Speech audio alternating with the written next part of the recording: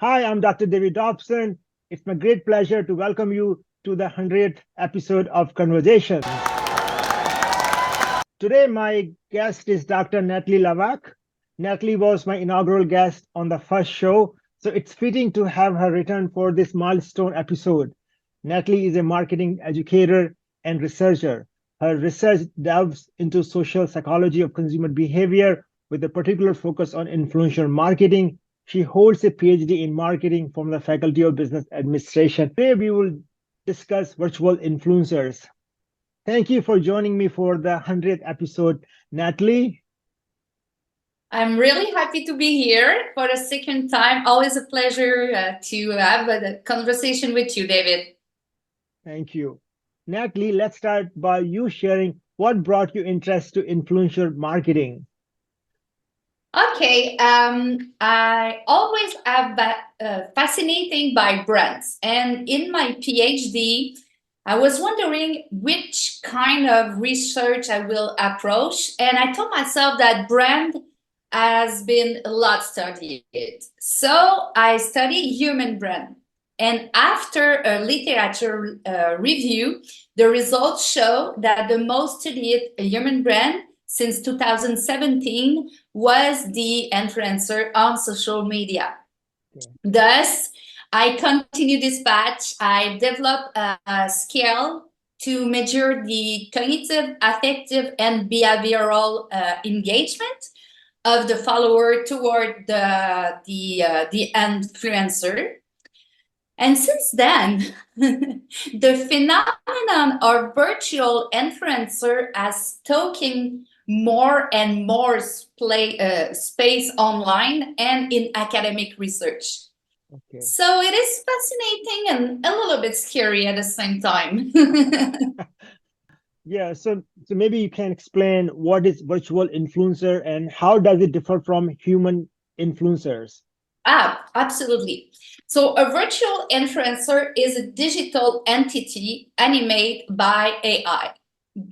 Unlike human influencer, they do not have physical existence and they are fully controlled by company or creator.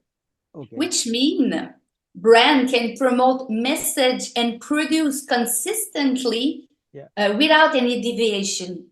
And this helps, of course, to build a strong, clear brand message, reinforcing customer perceiving intention over time. Okay. And what can I say? A human influencer bring authenticity with real life experience, while virtual influencer are script, idealized, but can operate 24/7 without biological limitations. So there's a lot of difference, but the same goal. Yeah. I can give you an example if you want. Yeah, sure, please, yeah. Because it's not really easy for your audience to understand how this virtual influencer appearance is very mistakable. Okay. And one of the first and well-known virtual influencer had more than 3 million followers on Instagram. Wow. She's Lil Miquela. Okay. And she has collaborated with brands like Calvin Klein, Prada, and Chanel. Okay. She also have released several singles on platforms like Spotify. Oh, really? Yeah. And she looked like a Brazilian American, 19 years old. Okay. And her storyline include her friendship. And she often engaged in discussion like LGBTQ plus, diversity, and racial equity. Okay. And the thing with Lil Miquela and other virtual influencers who have a storyline, this is aligning herself with the value that resonate with Gen Z and millennial audience. Okay. Okay. So this adds deep to her character, making her seems more human. Yeah. So, So yeah, I definitely see there's a huge growth for this virtual influencer. And as you said that, this virtual influencer could be on job 24 hours because they never get old. Exactly. So then I was wondering what happened to our human influencer. Are they in danger of their jobs? I don't know exactly if they have any insurance, but Yeah, what I can say, if yeah, you just want to yeah, have an yeah, idea of the growth of yeah, virtual influencer, yeah, in 2022, the yeah. global virtual influencer market size was evaluated to 3.3 billion, Wow. and it's expected to reach 38 billion by 2030. So Wow. it's a Huge growth. huge growth, Wow. because brand embrace this new form of Yeah, marketing, as you say, yeah, no biological yeah, limitation, yeah, yeah, on the yeah, go 24/7. yeah, yeah. And they do look very so real because of this artificial intelligence. Then the creation of these avatars look like real people. Absolutely. When I Yeah, saw for the first time yeah, Lil Miquela, yeah, I was shocked. yeah, I was yeah, shook. Like, yeah, yeah, it's really mistakable. yeah, yeah, yeah. So you mentioned that this virtual influence are huge influence on the younger population, younger audience. Yes. So my question is, why do people form emotional connections with virtual Mhm. influencers, especially Mhm. this young generation?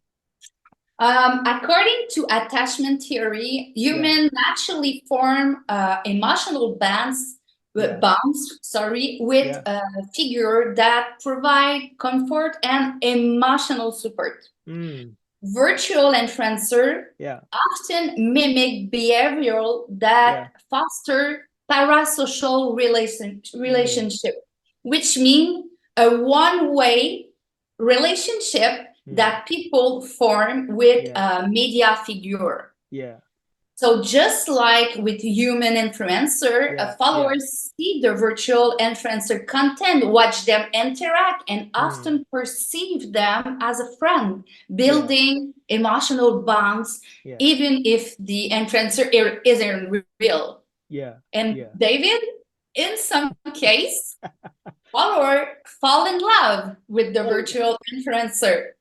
Yeah, I'm not just surprised. like in real life. Yeah, But yeah, it must said that yeah, yeah, what's the stat?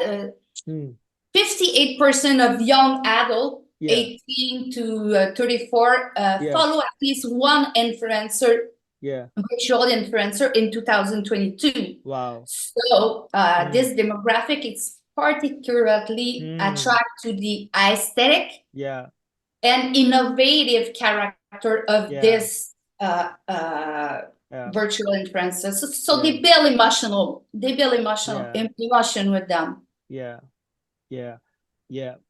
So that led me to the next question. How do virtual influencers shape the identity of their followers?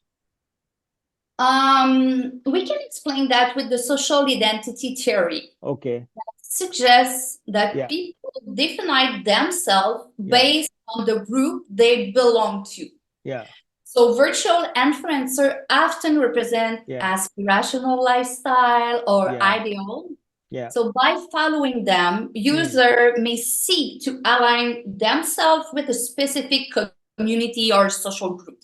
okay. So beside, when influencers promote a product, Yeah. they mimic the social proof effect, Mm, where customer follower perceive the yeah. product as desirable because it's endorsed by Okay. a seemingly popular figure. Right. And this tap into the customer needs to Mm, belong to a certain social group, mm, mm. further driving purchase motivation. Okay. Very interesting.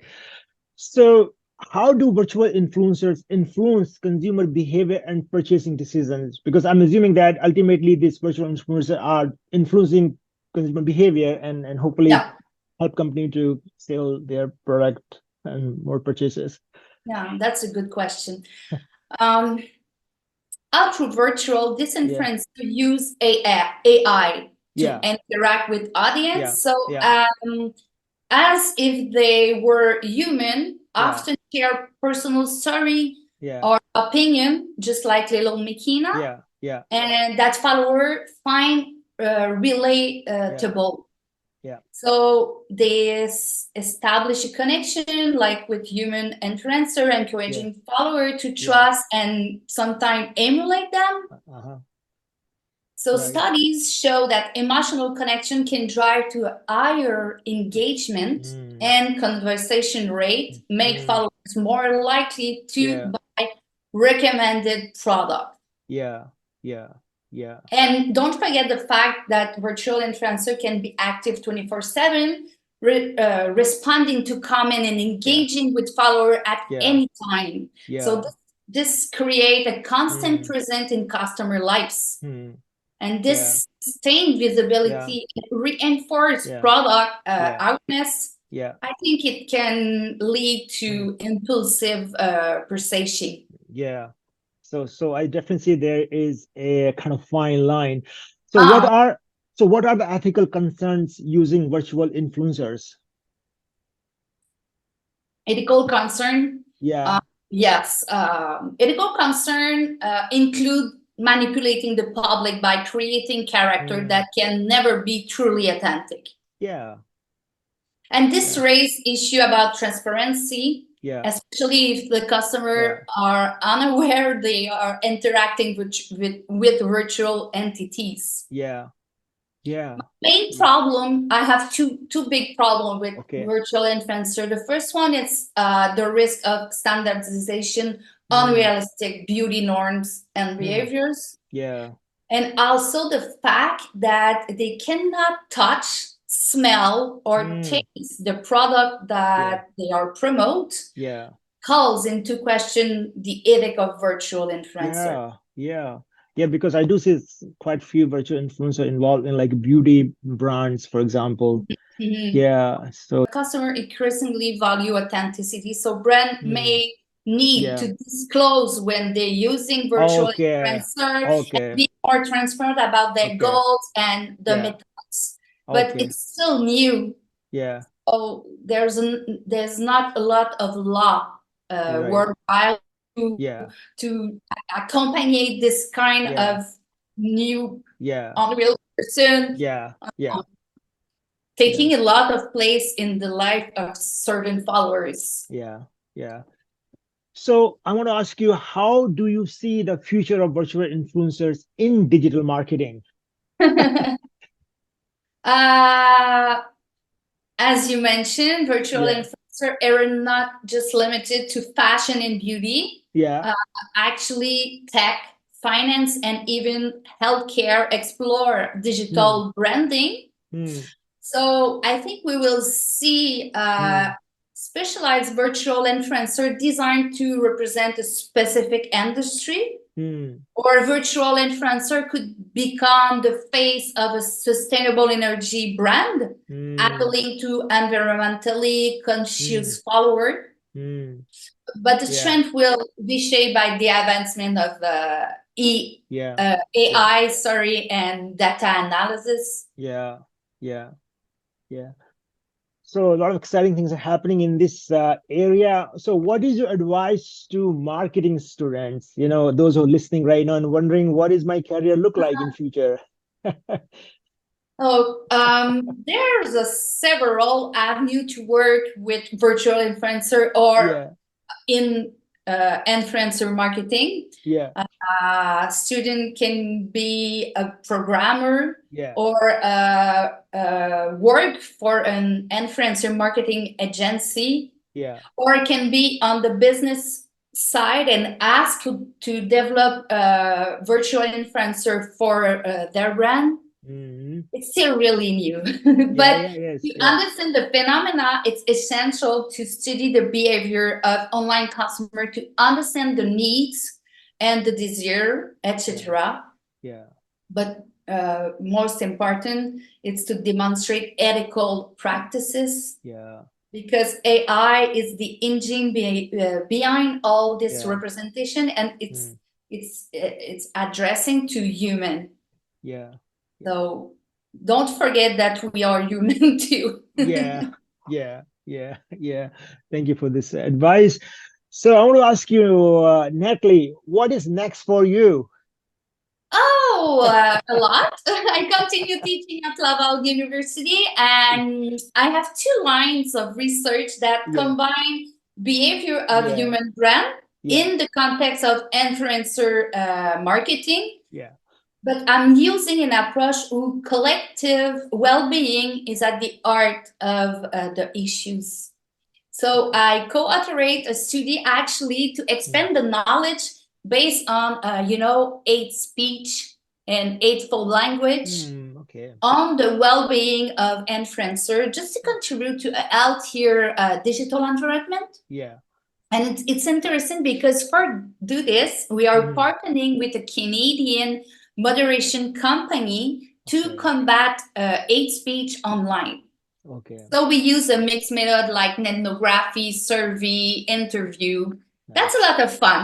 Yes. Keep you busy for sure. Yeah. Right. Yeah. Yeah. Thank you again, Natalie, for joining me for this milestone episode. It has been a pleasure. I hope we can do it again for episode 200. Yes, I will be there, David. Congratulations for your podcast. It's really interesting, and the diversity of guests you have. It's really interesting for your audience. Honestly, good job.